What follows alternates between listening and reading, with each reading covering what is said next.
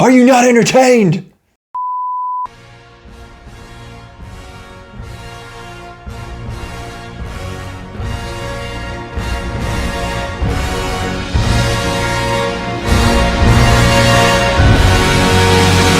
Hello everybody and welcome back to Rosenthal Reviews.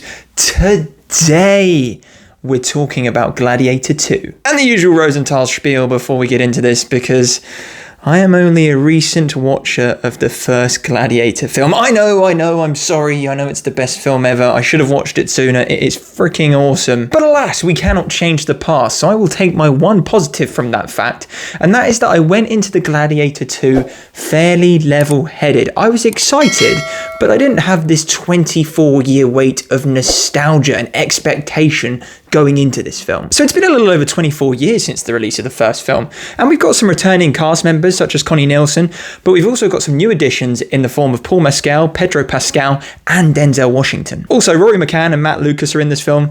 That was a nice surprise. This film is set 16 years after the first one, and this time we follow Paul Mescal's character Lucius as he embarks on his own journey of revenge. And there's baboons and sharks and freaking rhinos. It's great. So the question practically everyone will ask: is this as good as the first film? No. But does it get close to the level of the first one, act as a good sequel, and provide an entertaining time at the theatres? Yeah, it does. So Gladiator II is very much a tale of two halves for me. The first half, it's very much borrowing beats from its predecessor. We are following a character with a tragic beginning embark on his journey of revenge. And the first Gladiator film is just that.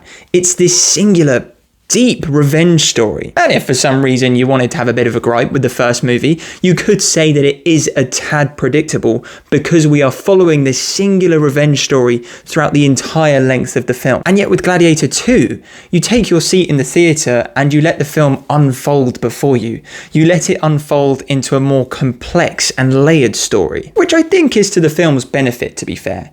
Because in the first half of the film, there is that classic Gladiator feel which makes you go, oh yeah, I remember when that happened in the first film. But in the second half of the film, there is enough addition, enough complexity, enough layering for you to go, okay, this is something new. This isn't just a complete rehash of the first movie. Now, in my opinion, Ridley Scott has had more misses than hits over the past 10 years. And I say that as somebody who can't fathom the work that this guy does at the age of 86 years old. But huge credit here, because this is definitely among his best work in the past 10 years. And I heard this film was shot in 51 days. 51 days. That is mind-blowing. He very much goes bigger here, in particular with the action set pieces. Now we all know that I'm a sucker for action scenes, and this film did not let me down. Ridley Scott has this amazing talent to make you feel truly immersed in these action scenes. Like when you watch that first Gladiator film, and you're watching that first 20 minutes, this big practical battle unfolding before your eyes. That feeling of immersion is very much present here as well. I probably preferred the hand-to-hand combat in this second film.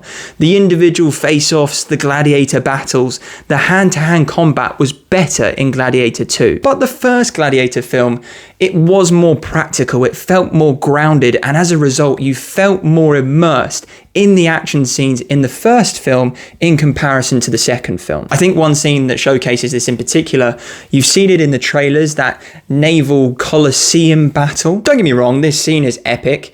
There are sharks here. Whether or not you need sharks in a naval Colosseum battle, I don't know. Like, I get it. Why not add sharks to this amazingly epic scene? But then also, they don't add much to it. You get a glimpse of some blood here or there. You get a glimpse of a shark. But then you're like, oh yeah, it's a shark, it's CGI. And it takes you out of the moment. You're less immersed in the action scene. But look, the action here, it's really cool. It's really entertaining. My favorite scene is one again that you see in the trailer. It's Lucius and the barbarians v this massive rhino. There was this one camera angle just to the side of the rhino, which made me think, wow, that's really cool. And there was this one rhino kill, which made me make this sound. Paul Mescal is our lead here, and he does a great job. Again, I think very easy to compare his character to Russell Crowe's in the first film. I don't think that's the right comparison, because Russell's character, Maximus, there's more to it. There's more time focused on him. There's more of a journey there. With Paul Mescal's character, Lucius, we've seen his arc before in the first film, so a lot of the context is already set, and as a result, he has less to work with in this film.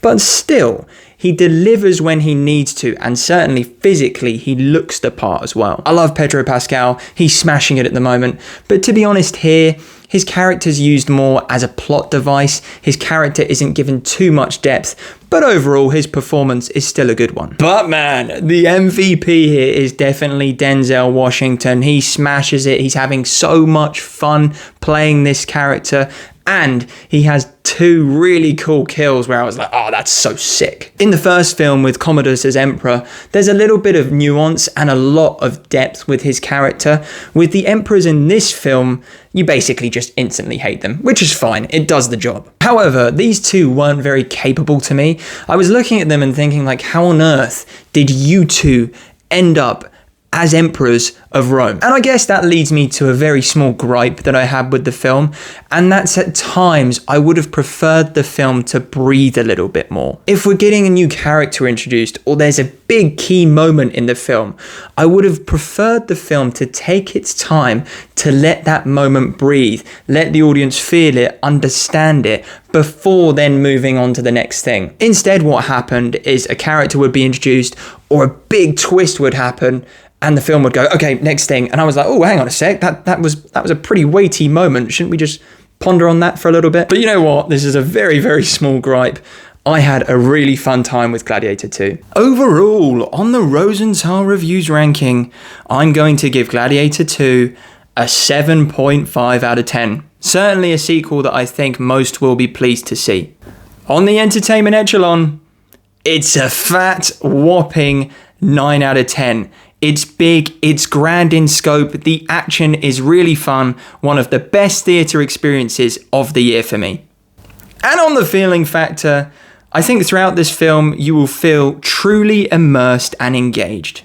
This is a really fun one. I went and saw the film in IMAX today. I can only recommend that you do the same, or at least see it on the biggest screen that you can. And you know what, before we wrap up, I want to talk about a couple of spoilers, a couple of key highlights from the film. So if you have not seen Gladiator II, that's your cue. Thank you very much for watching. I'll see you very soon. If you have seen it, let's talk some good stuff. So for me, one of the key moments I would have liked the film to have taken its time a little bit more with was Lucia's death. Even as someone who watched the first film recently, I can tell just how important this character is to the story and to the fans of the first film. As a result, I think it would have been better for the audience to have felt that death a little bit more, felt that impact, allowed it time to breathe, and then move on to chasing Denzel Washington. But man, Denzel had some sick kills. When he got that blade out of his sleeve and just went right in the ear, oh, that was good. When he went toe-to-toe with Lucius at the end of the film, had some moves. I was like, damn, that's sick. And then he got his hand chopped off. Really, really gory shot. Probably my favourite gore in the film. Loved it. Anyway, that'll do from me. Thank you very much for watching my review of Gladiator II. Have you seen the film? If so, let me know your thoughts in the comments down below. And as always, please subscribe for more reactions and reflections, and I'll speak to you all very soon. Are you not entertained?